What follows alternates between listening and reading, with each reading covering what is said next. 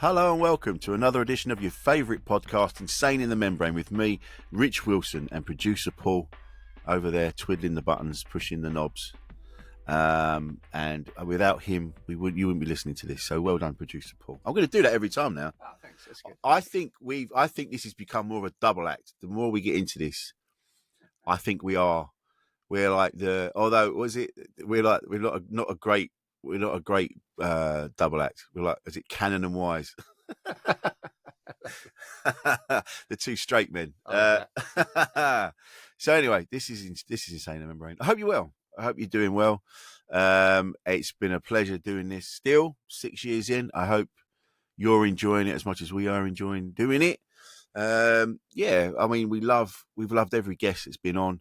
We try and keep it interesting, try and change it up so it's not comedians all the time. You know, we try and get some interesting people on. We have interesting people in the pipeline, so stay tuned for those. I keep reaching out to some of my favourite people, and they're going to be coming on. We've got artists and all sorts of people, so keep your ears and eyes open for that. On the socials, you can get us on Membrane Podcast. You can get us on I Am Rich Wilson on Instagram. We're on TikTok. We're on all of them. Blue Sky. Have a look for us. Threads. Get us where you want to get us. If you've got the app, we're probably on it somewhere. Go through me, because producer Paul, he's on there somewhere. Sometimes he pops up now and again. Old producer Paul. And yeah, I'm surprised when I see a post from him, to be honest. Yeah, nothing to see here. No, it just goes like, there you go. This is done for the year. So hope you're well. Yeah, I'm gonna be playing. I'll be gigging near your house at some point, I imagine. So check my website, richwilsoncomedian.com, for all my dates that are on there. If you fancy coming to see me live, yeah, do that. Come and do it. Go to the website, in fact, because everything's on there. Our radio show's on there. Links to everything I've done. If you're interested, gigs are on there. It's all on there. richwilsoncomedian.com. Go and have a look, and you'll see links to this very podcast as well. So all the old issues are on there. So go and have a look. Anyway. So yes, I'm still at it. Still comedian, still doing it.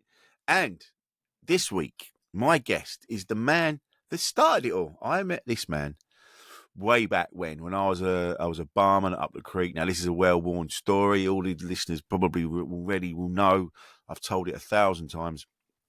Well, let's tell it 1,001. So I was a barman up the creek in Greenwich, top-notch comedy club where I'm still able to play now and again. I'm there very soon, actually, so keep an eye out for that. Beautiful up the creek. Again, without that place, I wouldn't be where I am. I wouldn't have even met your guest this week, Paul Silky White. Now, we discuss his name in the episode itself, so don't worry, it all will become clear. And I became friends with a few comics. It was Rob Rouse and Martin Davis, who both previous guests on this very podcast.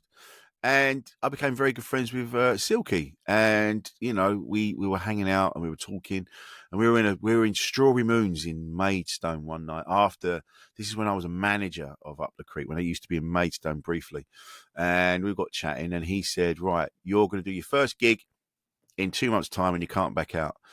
And so he had me on at his gigs, and then it sort of snowballed from there. And in 20 years down the line, I am where I am. And it's all thanks to him. He got me started. He was so supportive in the beginning. And it's only right that we had him on the podcast. So coming up in a minute is Silky. Here we are. Finally. It's happened. The man that started it all. The reason, actually, if you think about it, that this podcast actually exists, if you really go back, way back. The cause of all mental illness in men. You are the catalyst to my poverty. It's where yes, you're the reason. You're the reason I do comedy. You're the reason that this exists. And what a fucking ride it's been. And it's all thanks to you. Let's start off there. There you go. It's not going to get better than that. Goodbye. Shortest podcast in the world. You're brilliant. Thanks very much. Goodbye.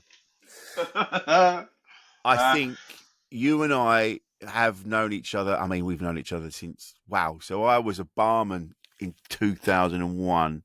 Yes. I would have met you maybe 2002, possibly. probably 2001. Okay. And now we are the human equivalent of R2D2 and C3PO. Well, I fail to see what's so entertaining about that.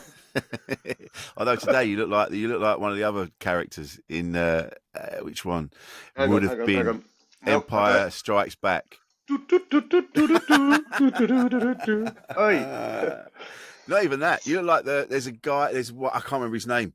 He comes in and he tells them that some shit's gone down. He's got like a. You've done it. You've got that. No, the other way. It goes the other way. That's it. That way. I've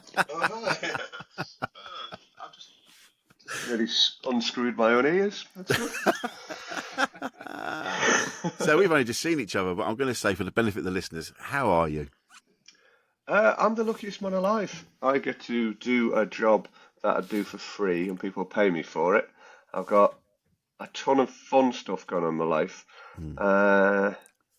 Yeah, I reckon I'm the luckiest man alive. But aside from that, it's all dog shit. But it's funny, isn't it? When you think where we are now to where we all were, it's been mad, the things that have gone on, where we've been, what we've done. Yeah, there was a time within living memory when all of us were just outside an egg going, I hope I'm first. Do you think that's how it goes down? Do you think we're like, oh, I hope it's me, I hope it's me? Do you think, I think we're so hell bent. I think we're so hell bent on getting to the egg that we're not really thinking about. It's like a school sports day, maybe, and there's just some sweaty single sperm there going, I didn't fall over. Oh, I'm in. Of course, I wouldn't know that because I've never been sporting in my life. I think that was that initial burst of effort that's covered me. I mean, that's what it was. It put you off for life. You're like, I'm not doing that again. That competitive. Yeah. I think I would have, knowing what my life has been like, where there hasn't really been a plan, as you know. I'm sort of like kind of ricocheted off things as I go along. I probably through this door, Mark. Do not enter. Yeah. I think I probably I probably looked back and went, oh my God, where's everyone else? Good. And I'm in the egg. It wasn't, it probably wasn't meant to be me. Yeah, perhaps kind of some bigger lad behind us kind of just tripped and fell. Yeah, pushed me through. Yeah. Oh, now it's me. I think that's why that's why I sort of, every now and again, you'll see me just standing going, how the fuck did that happen? Where the fuck am I? Yeah, you've got to embrace the random factor in your life. It's a good. Yeah. I've just noticed you took your glasses off before the recording started. Only because you can't see my eyes because it. Yeah. Oh, Jesus! You never really grew from the sperm. No. Thanks. Yeah. Thanks for supporting my positive mental health by making fun of my appearance. Jesus. All right, so I look like a haunted toe. If you zoom in on your own belly button, it's like one of those fractal gifs that just goes round and round. Oh yeah. Hairy hole, hairy hole. Like a magic eye. I think I can see it. I think we're getting to the end of the tunnel. Am I behind myself? So basically, what we've established is I can't take a compliment. In a roundabout way, no. Yes, take a bollard to the arse and a compliment to the face. So let's go back. Let's go way back. So I know you. Let's go all the way back. All the way back to Crosby. Is that where you grew up? Yeah. Blundell Sands, Crosby on the Merseyside coast, Sefton coast. Very big skies. Very big skies. Yeah, I moved there when I was about 9. And yeah, I'd kind of always... I don't think I've grown up. I think that's the main issue. Well, that's all right. Yeah, you don't need to. Yeah, younger brother, younger sister. Just a nice place to be. Very academic family you come from. I've noticed. Would you say? Yeah. Well, my brother teaches at uni in Glasgow and kind of researches up there. My sister's a vet. Mum was a teacher, Dad was an engineer, and I liked swearing at strangers for money. I remember going to your mum's place that once, and I just remember there was just stacks of books and papers, and on every surface, and much like, I mean, it's changed over the years for you. You've become very organised now, but there's always been everywhere around you literature and learning things. I mean, maybe you wouldn't have noticed that growing up because that's just your life, isn't it? But did you feel... You don't have to open any of them. You just have them and people assume you've read them. Yeah, osmosis. Just rub one against your forehead. I know Kung Fu. Do you know, though, there is something in that, because I've said this before, because I was surrounded by literature and I didn't necessarily read it all, but you read bits of it and you looked at it and you kind of... Yeah. And so it does go in on a level. And the thing is, you are a reader. I know the stuff that kind of we've been talking about that you've read recently that you just kind of mentioned incidentally. And it doesn't... People can hear your accent and really underestimate you. Definitely. Yeah. But I think this goes back to what I said. It's not just comedy that you introduced me to. It was actually introducing me to me. Like you thought the conversations we had. Yeah, I'll say that because, mate, you walked into a long mirror. That's what it was. But I think it was the conversations I was having with you. I wasn't really having with other people. And you were just encouraging. I think you just saw something and you were just always like, you're okay, well, let's talk about that a bit more. And initially I'd be like, just fuck off. Just, because I don't know if I was embarrassed or whatever, So what are you saying? You're saying I'm gay? Just like, no, I'm not saying that, but, I'm saying you've got more than the base 3 emotions. Yeah. And I think that now when I look at where I'm at now and what I do read and what I'm into, and that again all stems from your friendship. So, yeah. Thank you.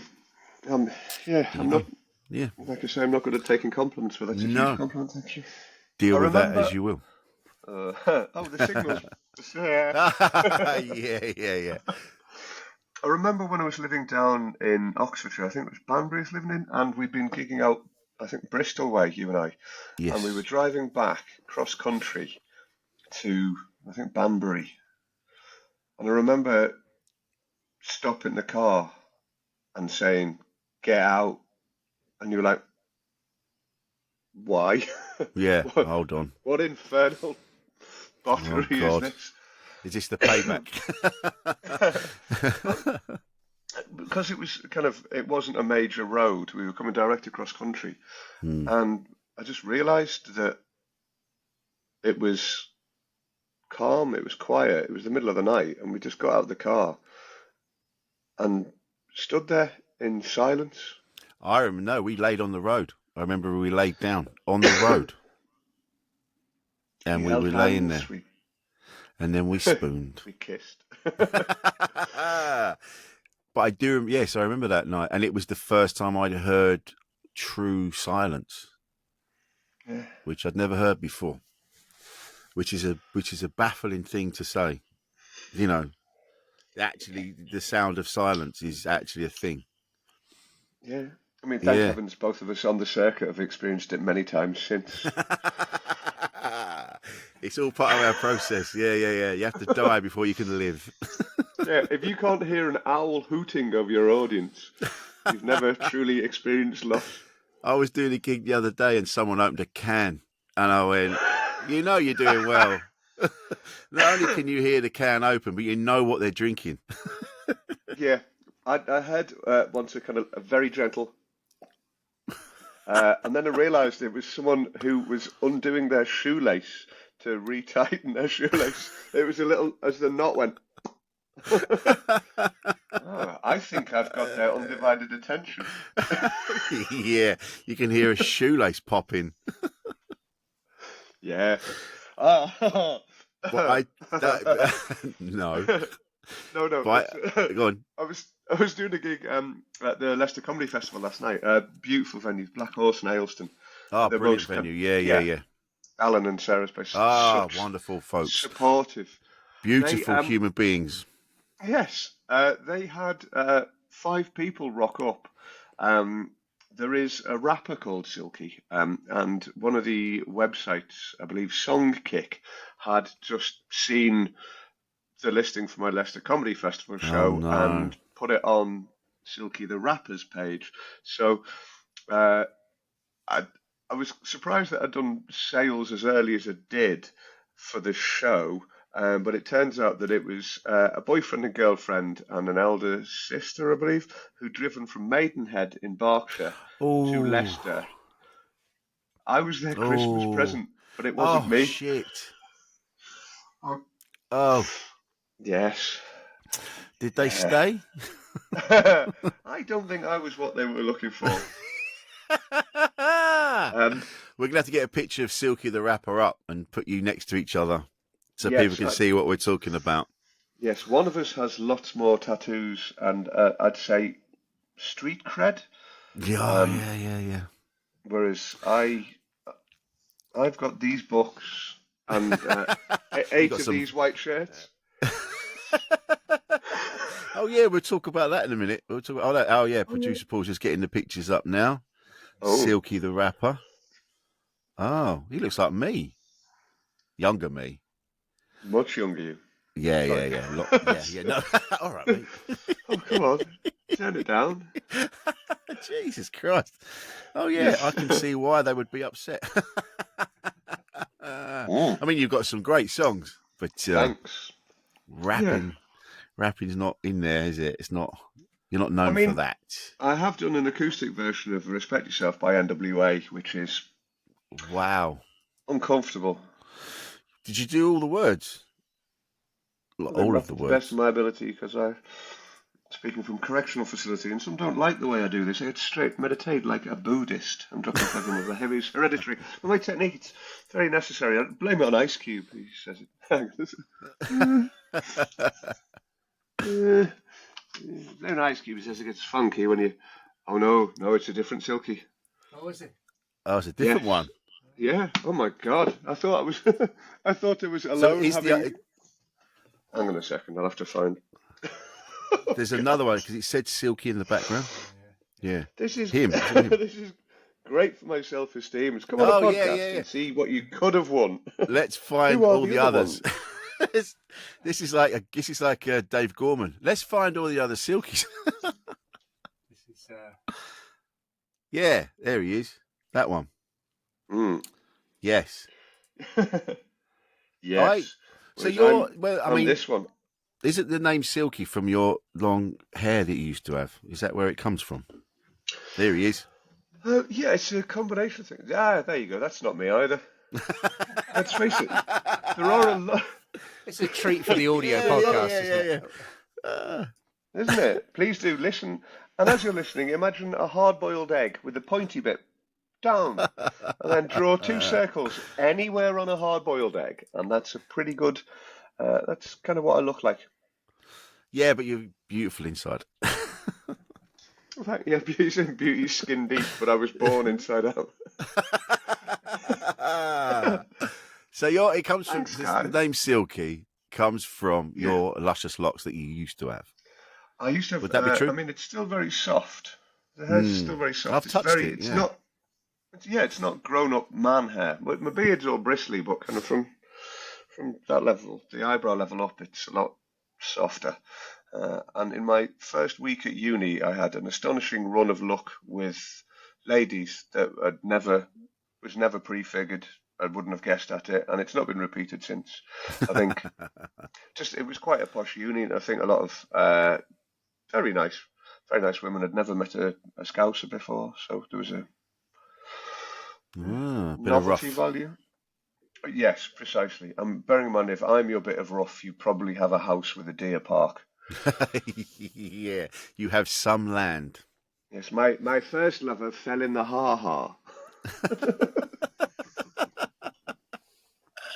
So that's where we're at. So where do you? So if you was there a pressure to get into a more academic sort of role in your life rather than become a clown? What happened? Because you've got your Um, brother and your sister and your mum and your dad all kind of, yeah, I you think know, was there a pressure? not really, because I was feeling my way out as I went. I started running gigs pretty much as soon as I started. So I Mm, was always traveling, I was always working, I was doing whatever gig I could and just hoping to get better. Kind of met a lot of people, made a lot of friends and acquaintances, and just wanted to improve. And I think there was, yeah, it was just an odd thing that no one in my family had done before. But like my grandma on my dad's side was very musical. mm, Um, but I don't, I, she died when I was young. I don't kind of ever recall knowing what job she did or anything like that. mm, It's like my parents were both the first in their families to go to university or to go to college for kind of degree level. So it wasn't as if there was a long history of kind of pressure. You've got to do this. You've got to do family business. You've mm, got to go and be a doctor or you've got to be in the army. We were mm. all kind of finding our way as we went. But I think making my own way was helped. It's like my mum was a big fan of Alan Rickman, and when I was much younger, he was playing Hamlet in Liverpool. Oh wow. And my mum was like, "Oh, she'd seen the play and it was great." And I said, "Well, do you want to go and see if we can hang around the stage door and meet him?" And she went, "What?" I said, "You're a grown up. You've got a car. We can drive into the centre of Liverpool. He's got to leave the venue at some time. He'll go out the stage door. There'll be all sorts of autograph hunters there. Why don't we go and do that?" And the idea that we could do that just kind of, I think, blew my mum's mind a bit. Yes, it But was. Yeah. but I did it. I said, "Come on, in we go." And she met Alan Rickman, and they had a lovely chat. I've got photos of my mum just Wow. looking absolutely starstruck. Yeah. So that I like doing that for other people. I like with the I've been teaching this comedy course for ages and ages, and I know you've got feelings about that, but No, I was what I joking love the other most day when I about said that. what I I love was most about it. joking when I said stop it. You're encouraging the wrong people. Yeah, but that's the thing. I'm not encouraging people onto circuit. I'm encouraging people to kind of take a few steps towards me, Yeah, yeah, and yeah. then turn around and go, see all those. That's your comfort zone. Your way out of it, and there's not a hard Mm, border to it. It's not made of barbed wire. You've not had to do any climbing or tunneling, and you can do that for people yeah. Well, you really did that to easily. me. Yeah, you did that for me. I think, as I said at the beginning, you were the one that just kind of went, you know, we'd had the conversation that, people had said, I think you should do comedy. You and I become really good mates. And then you were like, Mm, the door's there. So I tell you what, you're going to go through it on this date. Why don't you? Why don't you just go and do it? yeah. Well, And then that first gig, I remember it so clearly. Supposed to do 5 minutes, I did 2.5, and then you were like, "Get off!" But then come back next month, and you're doing it yeah, again. because And I that's made you that, made you the resident open spot, didn't I? yeah, you did, yeah. And that. So I totally understand what you're saying with it's your that encouragement. I see it because it happened to me, so I get it. I totally get it. Yeah. But Yeah. anyway, carry on. Plus, Yeah. I was just going to say, if you try and be nice, then it makes up for all them horrible murders. What I've done. They'll find out about those at the end of your life. I think you're very shrewd No, it'll take a covering while it up. afterwards. Yeah, that's what you want. Yeah. I But you render are. them I into a get it. I get syrup. it. But you, but you are. I've seen and having had conversations with people that have been through, been through your comedy course as well, and everyone says the same thing. It's you. It's not just bringing out the funny. You're bringing out people's actual personalities. which is quite something. Anyway, going to take my head out of your arsehole now. The floor is yours. It's a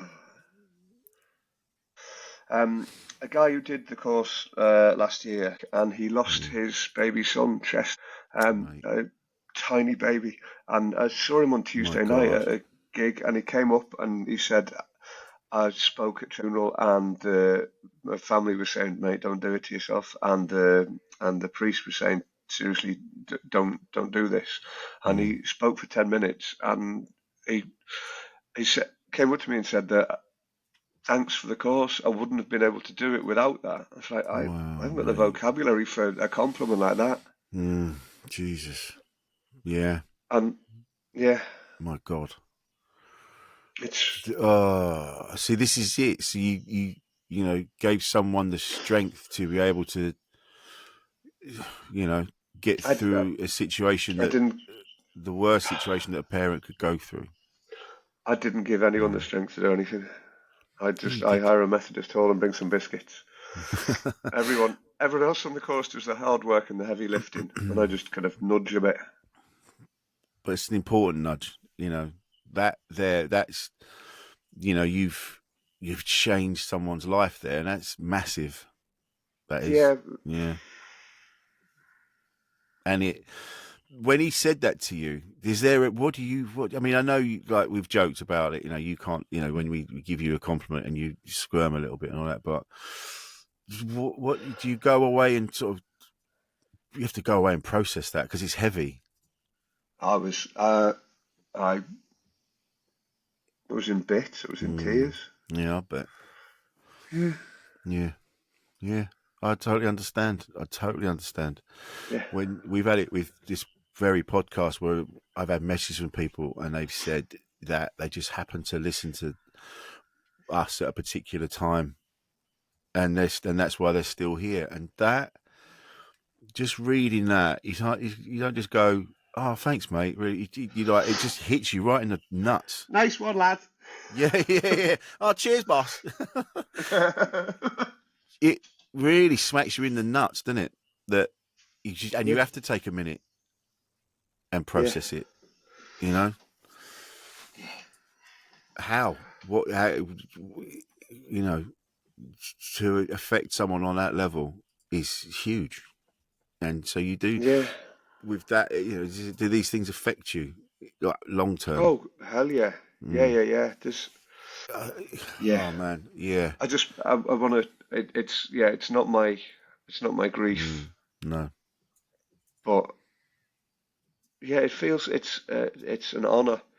Yeah. But an honor I wish I didn't have. I know exactly what you mean. Yeah. Yeah, it's a sadness like no other that someone's gone through that, which is you'd be like, I'd rather that didn't happen. Yeah, of course. Oh yeah. I mean, I wish I hadn't had all those T-shirts made. Fucking hell. I'm the boss. Oh God, the comedian's brain is just like, how do I defuse this? I know. I got to be honest. I was like, how the fuck are we going to get out of this? I was trying. Because I'm not a professional interviewer, so I'm like, how do I handle this? How do I get out of this? Because it's such a sad. And when you said it, because obviously I've got kids, and as soon as you said it, I thought about mine and little Bodie, and my heart just split in two.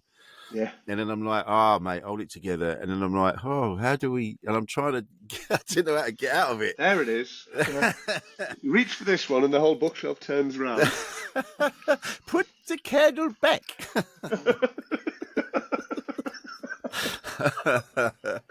But this is why humour is so important, because it does diffuse a situation, and it does with respect as well. It's not you're not mocking what's happened, and you're not mocking the situation, but as a coping mechanism to deal with something that's so heavy and sad. Laughter is always the way. Every single time. It might not be. You It know, might not be kind of to deal with it. It might just be to start the process. yeah. Just, I mean, it's like kind of the first drop of rain on the mountains wear away, Mm. Yeah. and Yeah. it Yeah. just Yeah. basically takes, yeah, That's a really beautiful way to little bit of put it. salt water, Yeah. tears of It, laughter, tears of joy, and freeze thaw. And periodically, it's kind yeah. of passenger planes flying into the side, and that's going to trip a bit off as well. That's a bit heavy on. That's a bit on topic lately. Oh yeah, I. it wasn't But my this. idea. No, of course not. Of course not. We can't put everything on you. Um, But this is it. Like talking about. When I think about. So yes, whenever there's been loss around me, there's always been humour at the end of it. So when my friend, I fucked up royally when my friend Tom's nan passed away, and I called him something that it would have been connected to how his nan passed away. I didn't know. This is before the internet, and we had landlines then. And it was so me leaving this message on his answer phone at his mum and dad's house when they got back from having said goodbye to their nan, and Oh she'd passed away God. that day. The first thing they do is listen to the voicemail that I've put on, and luckily it broke the ice. They just all fell about and went, "Fucking Rich, man, what a Oh, knobhead." oh God. So that was Yeah. that. It just is a way of, and then I remember, yeah, with Tom again, and his mum had passed away, and that was tremendously sad. But there was humour at the end of it. That's how we all Yeah. coped with it. And you've dealt with loss. Like you lost your dad, at a relatively young age. 20 years now. Yeah. He died. And He was 58, and he died the week of his 59th birthday, just before. like, how do you even start? Again, I'm going to have to deal with it at some point soon. Well, you don't have to kill your dad. No, Don't do well, that. it's just dragging Let on. him live. How'd you deal with I that? think it was really weird because it was so sudden losing my dad. The night before, I got a lift from Bristol, the M32 at Bristol. There, I'd been gigging in Bristol, and I was trying to work out where I was going to stay, how I was getting back. I was living in York at the time, and Brendan Burns had been gigging in South Wales, and we were having a bit of a chat, and he realised that he could come to the M32, turn around the roundabout, pick me up, and drive up, because he was seeing his partner at the time, who was living in Yorkshire, so it made sense. So I was kind of petrol and be company for the journey. And all the way up, we laughed. We just honked with laughter. And I'd spoken to my dad while I was waiting for Brendan to pick me up, and he was at home. My brother and sister were both back, staying at my mum and dad's. And for the first time in ages, all three of us were in the country, because my brother had been living overseas, had been working various kind of universities around the place, and my sister had been away as well. And this kind of all three of us were in the country, and we had a lovely chat, lovely little catch up. And then drove with Brendan kind of through the night, got into York early hours of the morning, and next morning the phone rang, and it was my brother saying Dad's died. He was basically changing a tyre, and the neighbour had walked past, and he was still there where he'd been when they went out a bit earlier. Just a massive heart attack. Oh my God. Yeah. But because I'd spent the night before laughing, just kind of one of those long journeys, and it was giddy laughter as well. Yeah. Just like kids. It was, the shock of everything was so sudden and horrible. But I was insulated by all of that laughter and all of that joy, and the fact that I knew he loved me and he knew I loved him, and we didn't have, there wasn't anything unsaid. It was, oh, that's nice.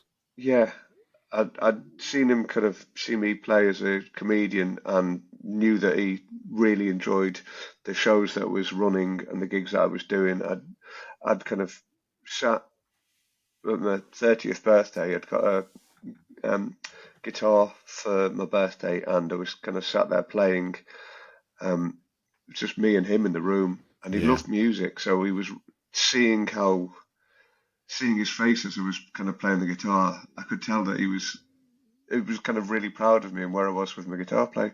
So there was all of that support there as well, and yeah, he didn't leave a single enemy, and we could have, Right. yeah, we could have filled the crematorium twice over. Mate, So that's a beautiful thing.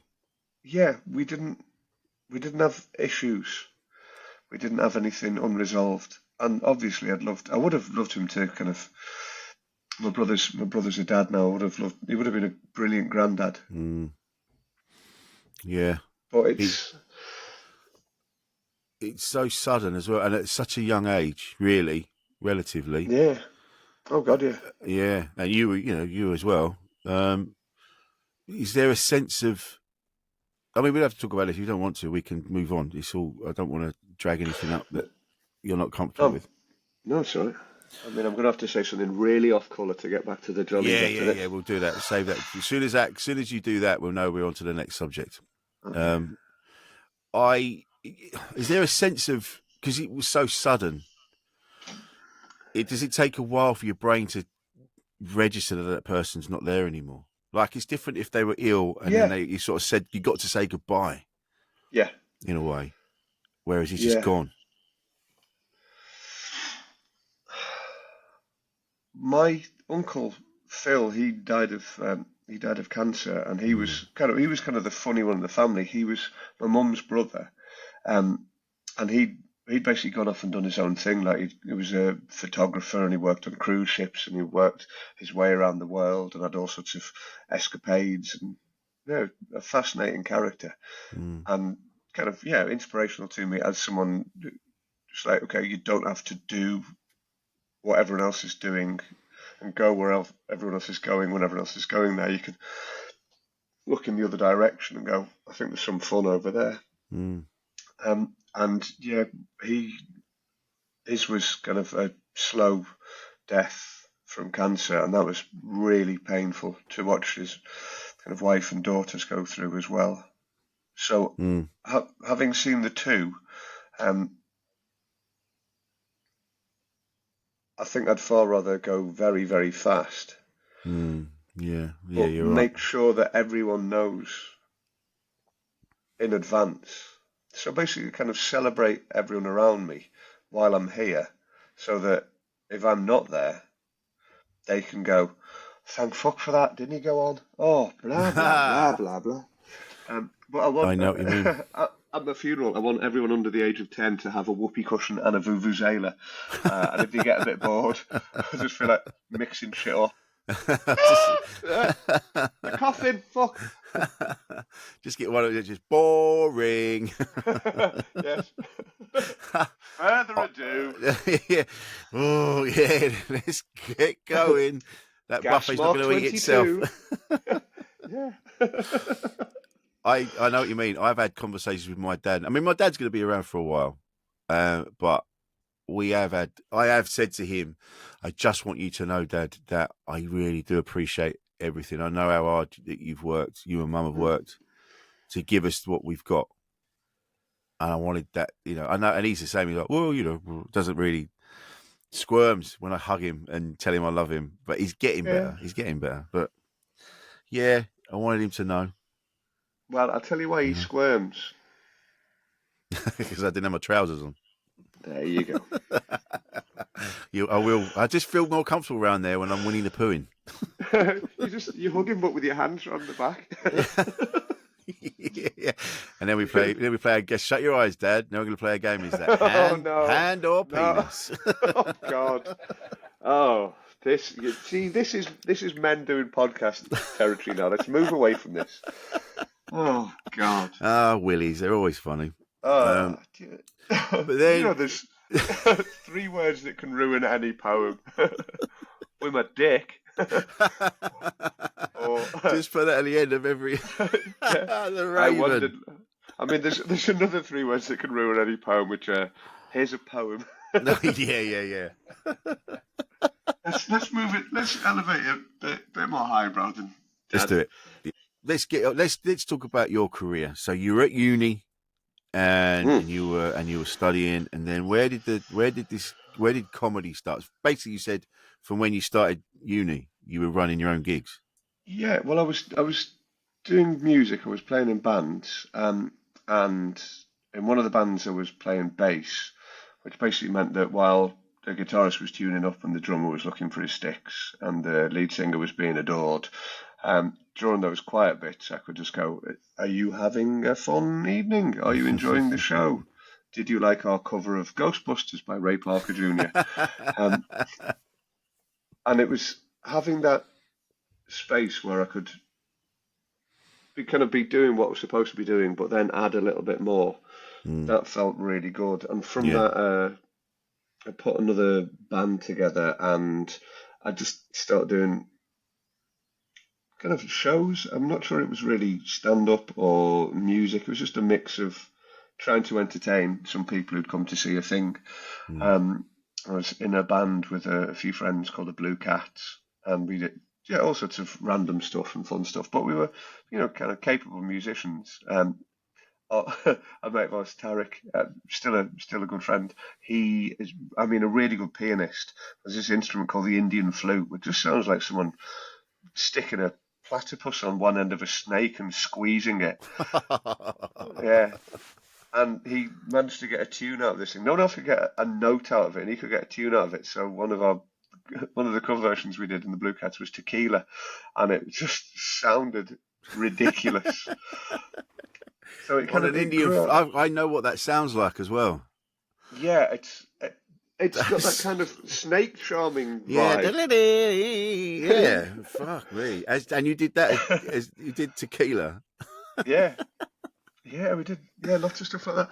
But I'd always kind of enjoyed entertaining people, like at kind of family dinner tables. That was it. The comedy side of things probably started much earlier because I just really like making people laugh when they had a mouthful of tea or when they had food in the gobs. That was the thing, a blowout. If you could make someone laugh until they just lost whatever they had in the gob, that was a blowout, especially if it was explosive. That's my favourite thing in the world, when someone has just got a pint on the go and just as they casually take a sip, you make them laugh. Oh yeah, you've done that to me loads of times. The amount of times I've had a mouthful of something. That's what I'm for. But we do have, you and I do have a laugh. We did, like the last time. So we were in Llangollen, and we were back at where we were staying. And there'd been a storm warning, so there was like, I don't know if it was red weather warning or whatever it was. Something bad was about to happen, and so the pub wasn't that busy. And then you and I were just we were in the bar having a drink. And the bar clears out, and you were like, "Well, I'm going to go outside for a smoke anyway." So I was like, "All right, let's go outside." So we were sitting out, got our drinks, and we were sitting there. And I went to sit down, and then just disappeared through the floor because the fucking bench tipped up, and I just vanished. Goodbye. Yeah. It was like, I didn't know that trapdoor was there. And then Producer Paul, I'll send you the photos. It was just. There's photos of me like that. They're like Marcus Brigstock's got one of me upside down in the trees when we went skiing. And he went, I'll help you in a minute, but I need to take a photo of this. Yes, yeah. There's another one. There's another one in Edinburgh where we sat in the Pleasance courtyard, and there was just on the benches, and there was just the top of the table was just piled in pints. And for some reason, I was on my own on one side, and everybody stood up to leave at the other side, and the whole thing, just covered in beer, blood and broken glass, wasps, horny wasps come. So, yes, I think there's always a level of stupidity around us that I like, and so that I remember trying to eat a yard of Jaffa cakes. Do you know where we fucked up with that? We didn't get real ones. If we'd have got real ones, I think we would have been all right. Yeah, because we was it Lidl or Aldi or Aldi's, and I think they're a little bit more coarse than your usual. So dry. Yeah. So dry. I remember you coughing this kind of dust. Like someone had wanked off Mum or the ever living. I coughed and then vanished. Just kind of missed it. But that's what I like, is that you and I can have really heartfelt, for want of a better word, deep conversations. And the next minute we're seeing how far we can flick a shoe. So. Oh, yeah. Did you ever find that shoe? No. Turns out if you do it, I won. Monopod. But that's I think that's the mark of a true friendship, is that you can have all those moments, and then at the base of it all is just stupidity and nonsense. Yeah, respecting someone enough to be really, really daft, and try and match their daft. But this again goes back to what I said to you at the beginning, is when you introduced me to me, which sounds so pretentious now, I've said it again, but there's just like just tapping into who I truly am, especially on a humour level. I remember giving you a birthday card very early on, and you didn't even open it, and you just said, "Does it say cunt in this?" Yeah. And you were just withering like, oh, you've so much to learn. Oh, psychic powers. Yeah. He just, does he say cunt in this? I think you were gauging where you could open it. Yes. Well, Mother, this is my friend Richard. Oh, dear God. Oh, the drawings. Well, I remember. Yeah. I remember years ago, it would have been, 20 years ago now. I remember being given a birthday card in front of my mum and dad. Bearing in mind, my dad used to be Customs and Excise that went on to be HMRC. I opened it, and there were 2 wraps of MDMA in the birthday card, and in giant letters it just said bombs away. And my dad was looking over my shoulder, and he just went, "I don't work Sundays," and that was it. Yeah. Also, Tom's grandma could always be relied upon to do really good gifts. Yeah. Tom, thank you, man. That was fantastic. Sniff. Yeah. It just went, I just cut out the middleman, stopped giving him money, went and bought it myself. And they got back home from the funeral, and there was the message on the answer phone machine. All right, you shit gobbler. Oh, dear me. Yeah, I've never said that phrase before or since. Is that what it said? Yeah. Was that? I hadn't spoken to Tom in a while, and I rang I had to ring. We didn't have mobiles, and I rang up, left a message. Hey, Tom, you shit gobbler. All right, shit gobbler. How's it going? Give us a call. It's Wilson. And so, how's your fit, Nan? It's a Nan. It's a Nan. Bless her, had passed away, and her bowel had split, and so feces had leaked everywhere. Yeah. And I didn't know that. God. Apologies to all the listeners. I wasn't going to say it, but here I am. I probably already had said it. But hang on a second. There's United Nations Diplomatic Corps. Yeah. Oh, while you're there. Yeah. And they got a Saturday job for you. Yeah. So they all came back. They're all sad. It's a horrible thing that had happened to a very wonderful woman who I'd met many, many times throughout my life. And they go, "Oh, there's a message." So they all stand around the phone. Yeah. All right, shit gobbler. Oh, this is to their credit, they still laugh. They still laugh, and they called it. They did say "fucking Wilson," but it did break the ice apparently. Oh yeah. So well done, mate. Even though I'm telling you now, we're all laughing. I still go, "Oh." Yeah, it's these rare moments when R2D2 has that little self-reflection. Oh. I do have